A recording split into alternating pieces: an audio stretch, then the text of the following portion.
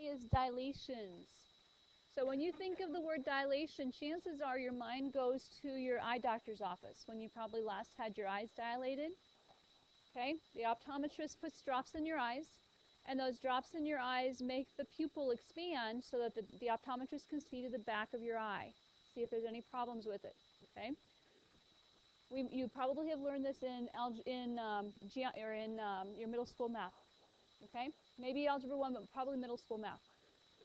Okay, when we're talking about dilations in geometry, it is not just making something bigger, but it's also making something smaller. So we consider a dilation either an enlargement or a reduction. So far, so good? Okay, so hate to read something to you, but I made this into, put a magnifying glass, enlarged some words, and made some smaller, so it looks like it's being magnified. And it may be a little bit hard to read, so I want to make sure you understand what we're talking about. So a dilation is a transformation, like a translation, reflection, or rotation. However, in this transformation, the figure is either enlarged or it's reduced with respect to a fixed point C called the center of dilation and a scale factor K. The scale factor is the ratio of the lengths of the corresponding sides of the image and the preimage. Okay? Lots of words going on there. Okay? So we're either reducing or enlarging, making it smaller or larger, and we're using something called a scale factor to do it. Okay? So here's our first example that we're going to look at. Okay? So we've got this big giant one in the paper, the biggest graph, and we have to ask ourselves, first of all, which was the pre-image and which was the image? So which was the pre-image, the pink or the blue? The blue. How do you know the blue is the pre-image? Okay, we think it's closer to the origin. Is there any other hints? Okay, so then the other option is, could it be the pink one because all the points are labeled A, B, and C and they don't have primes? Okay, does that make sense? Okay, it's okay. Okay, so that's how you're going to decide whether you've got an enlargement or a reduction. Okay, so our pre-image is the pink one.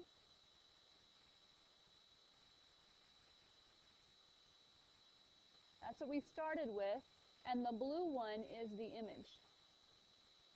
And the way to tell is that there are no primes. We're missing the prime. Okay? So this was the original, pink was the original, blue is the new. So is it an enlargement or a reduction? Reduction. So ABC is a reduction. Okay, this was the one time I was hoping that we could make those white colored pencils work out, because they're worthless on white paper, right? And they don't work on this either. Okay, so off to the side somewhere is just mention that it's a reduction. Okay, now we have to figure out how much we're reducing it by. You're right, the white pencils do not show up. I was hoping that we could use the white pencils and it didn't work. Okay, okay, so we have to figure out how much we're reducing it by. Why do you think half?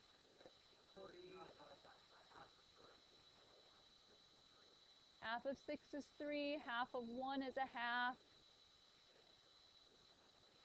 Half of 5 is 2.5, right?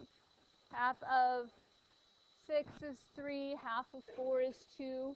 So you're right. This is a reduction of 1/2. K, our scale factor, is 1/2. Questions so far? Okay. All right. Reduction is reducing, making it smaller, and then enlargement would be making it bigger. Okay, so far so good? Okay, next slide. So now we want to talk about, this will advance for me, whether we have reductions or enlargement in this portion of your paper. So now we're in the doodle notes below the big magnifying glass. Okay, and we're looking at the pink and the blue. So which was my pre-image, pink or blue? Pink. So pink was my pre-image. How do we know? No primes. Okay, so have we reduced it or have we enlarged it? It's small and got big, right? So it's an enlargement.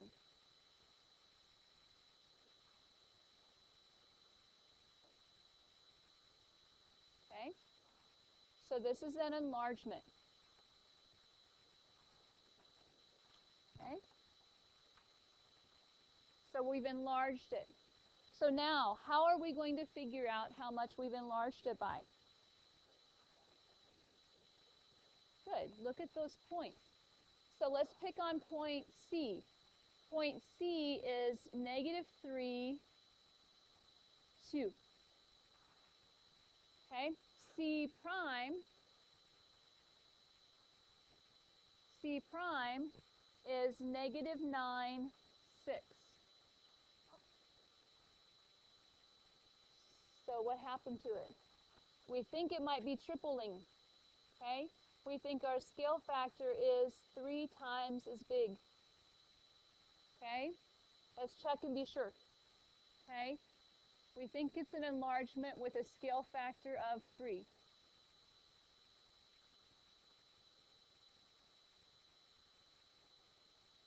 Okay, so let's check and make sure. We'll do one more pair of points. B was the point -1, 3. What is B prime? -3, 9. Are all those 3 times as big? Absolutely. So we've enlarged with a scale factor of 3. Guys, you don't want to do that. Okay, I've got graph paper for you. It's going to make your life a lot easier. So just hold tight. Okay? Okay? All right. So here's the next piece real fast. Okay? You're going to see 3 problems just like this in your book. Okay? 3 or 4. And we're going to ask you if this is an enlargement or a reduction, but now I don't have graph paper here. Okay? So Trey, which is my original, the pink one or the purple one? Why is the pink one the original?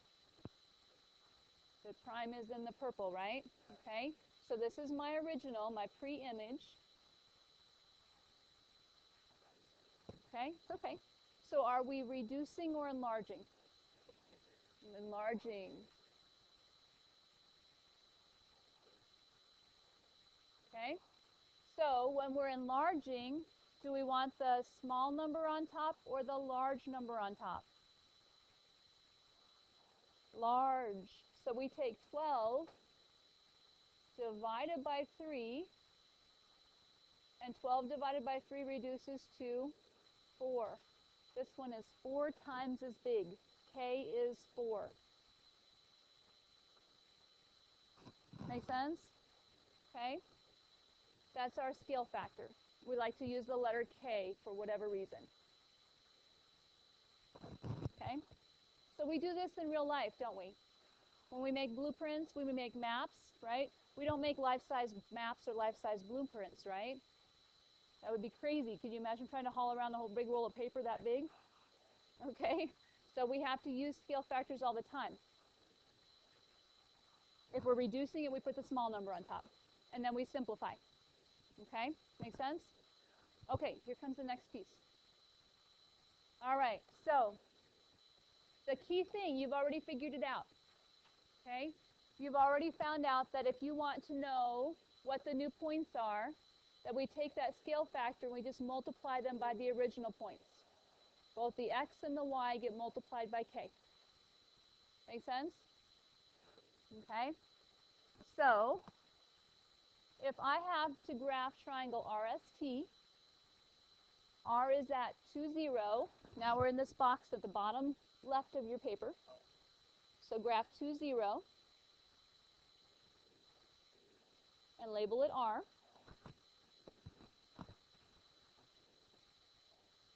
graph 2, 2, and label it S. And then graph 1, 0, and label it T.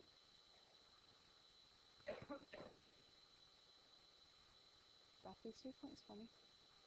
Okay. When you're finished, it should look like this. So we have an itty-bitty little triangle down there. So far, so good? Okay. Now, let's think about what's happening if we're dilating it with a scale factor of 3. Is that going to reduce it or enlarge it? Enlarge. So, my old R is 2, 0. What will R prime be? Careful, K is now 3. So, 2 times 3 is 6. And 0 times 3 is 0. Absolutely. So plot R prime. It's at 6, 0.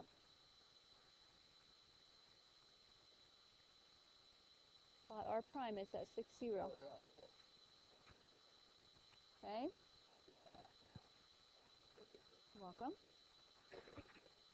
You're welcome.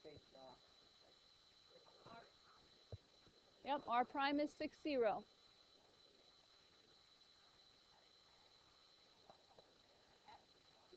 S would be not 4, 4, but it was 2, 2. And what's our scale factor? Our scale factor is 3, right? So we take 2 times 3 and get, so it's going to be 6, 6.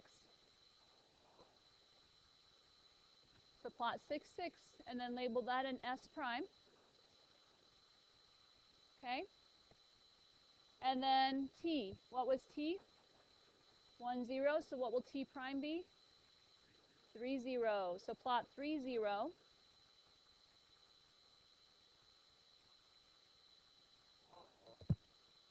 And it should be 3 times bigger. Okay? Lots bigger, isn't it? Yeah. Okay? Questions on how to do these? Okay? All right, next one. Okay?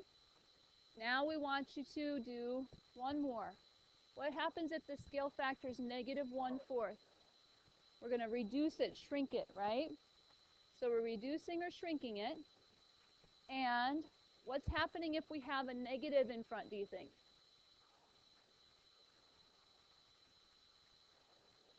Mm-hmm. Absolutely. So before, in all of our other transformations, when we had A, B, that went to the opposite of A, the opposite of B, what was that? A 180 rotation, right? So not only are we shrinking it, but we're rotating it 180 degrees. Okay, so we're doing 2 transformations in one. Okay, so let's do this real quick. We have our 3 points. L was the point negative 4, 8. So what do we have to do to that negative 4, 8 to get L prime?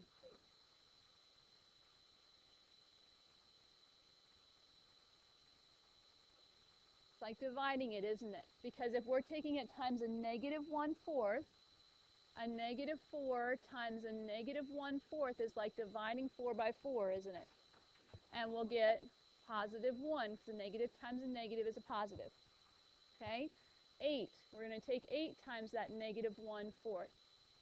And what do we get?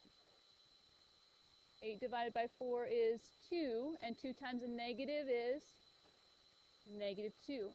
So our new L prime is 1, negative 2. So plot that real quick.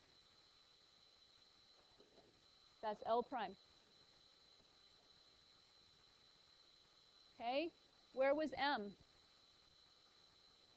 2, 4. So what is M prime going to be?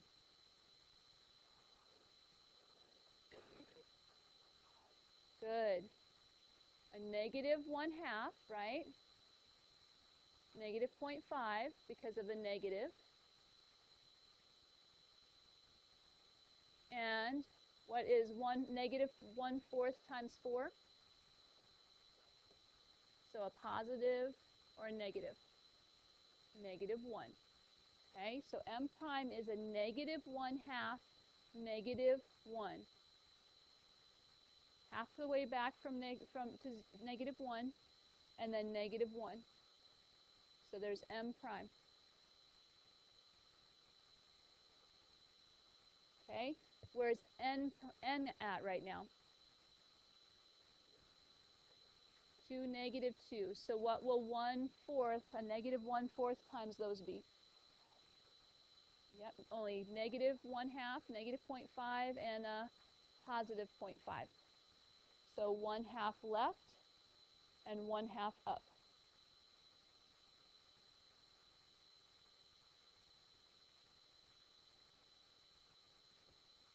Connect your 3 points.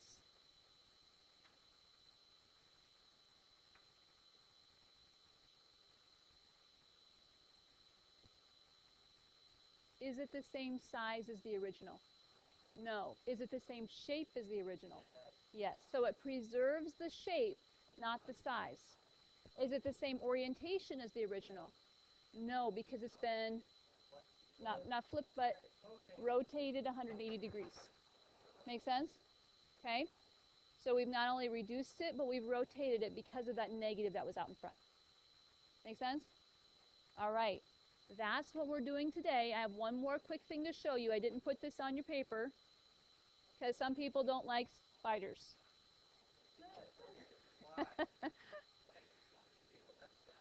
Okay, this was a picture that I took at my dad's house. Okay? Okay? So, no, this is a garden spider. Because they eat aphids. They're good for you. They're good for the garden. Okay? So, this was a garden spider in the summer kitchen. Okay? When the house was built on my dad's farm, there was no air conditioning. It hadn't been conceived yet. So what farmers would do, or what people would do, is have something called a summer kitchen. In the summer kitchen, you put a stove out in the summer kitchen, and you cooked out there, and you baked out there, you did your canning out there. That way, if you already had a hot house, you weren't making it any hotter, right? So you didn't have air conditioning, don't heat up the house, heat up the summer kitchen instead. And if there's a fire, you would burn down the summer kitchen, not your whole house. Okay? If there was a fire. Okay? And then actually when I was born, or when I was young, we had a window air conditioner. We didn't have whole house air conditioning. But we would actually my parents, when they were younger, would actually sleep on the porch. On the upper level porch. Okay? Which was kind of weird, because that was the only place that was cool enough to get some breezes. So they'd sleep on the porch roof. Okay, so here is this picture. Okay? Now obviously this has been enlarged a lot because of the projector, right? But based on the screen size, this has been enlarged 5 times its original size, and on that screen it is 7.5 inches. That would be crazy, right? So it's 7.5 inches. If I wanted to figure out what its real size would be, and it's been enlarged by 5, what would I need to do? Divide by 5. And I would get my answer. Okay? Well, 5 goes into 7 one time, and it goes into 25 5 times. So this would be a 1.5 inch spider. Okay, make sense? You'll see some of these kinds of questions on your paper. You bet. Okay, listen up, please. Okay? I've explained it once. Here comes the second time. You're going to get reduction and enlargement questions like a real life types of things. So if they tell you in the photo it's 7.5 inches, this isn't double prime, that's just a symbol for inches, right? Feet is a single, okay? 7.5 inches, but they've enlarged it by 5 times, okay? So to make it the right size, to figure out what its real size is, since it's already bigger, we have to divide it by that scale factor of 5. So when we divide by 5, 5 goes into 7 one time, we're left with 2, and it goes into 25 5 times. So it's 1.5 inches in real life. which is still a pretty big spider. Okay, garden spiders are pretty big. All right, so here's your assignment. No, I didn't step on it. They're helpful and beneficial. Okay.